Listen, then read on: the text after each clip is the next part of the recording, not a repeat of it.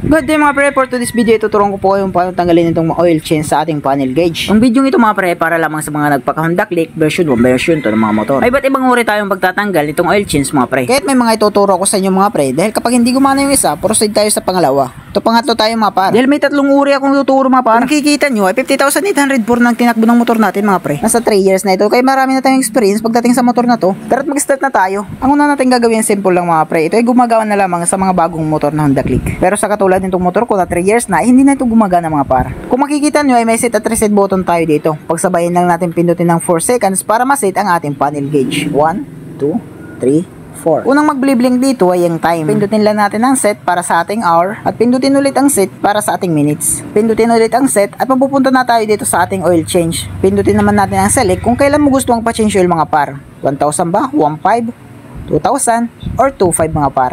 Hanggang 6,000 yan. Pero ako 2,500 lang ginagamit ko. Pagkatapos mo mag-select kung ilang odo ay pindutin mo na ang set mga par. Kung makikita nyo mga pre ay hindi natanggal yung oil change. Sabi ko nga kanina hindi gumagana itong first step na aking gagawin sa aking motor mga par. Kadalasan ang first step na ginawa natin ay gumagana sa mga bagong motor mga par. Minsan nga hindi gumagana to sa mga bagong motor. Pero huwag kayong mag-alala mga pre, may second step pa tayo. Kapag hindi gumana ang first step ay proceed na tayo sa pangalawa. Ganon pa rin kanina pagsabayin natin ang select at set na button ng 4 seconds. Pagkatapos nun ay pindutin na natin ang select para madiretso na tayo sa oil change.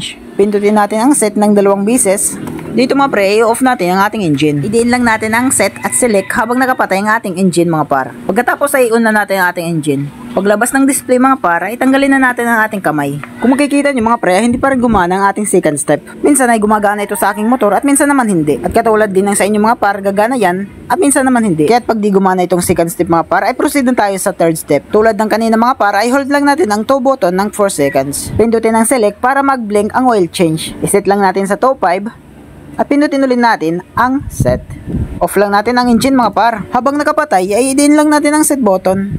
Sabay on ng engine. Huwag nyo bibitawan mga pre hanggang di nawawala yung oil change. So yun mga pre, kung makikita nyo ay nawala yung oil change. Success mga pre! Kung nabibilisa kayo sa ating procedure ay pwede nyo i-replay itong video mga par. At kung nakatulong ako sa iyo ay pwede mong i-like itong video pre. Kung may mga katanungan kayo mga par ay comment nyo na sa comment section. Yun lang po muna mga pre for today's video. Kung ikaw ay napadaan lamang dito sa aking channel ay huwag mo nang kalimutan mag-subscribe. Hit mo na rin notification bell para ma-notify ka sa mga susunod na videos ko.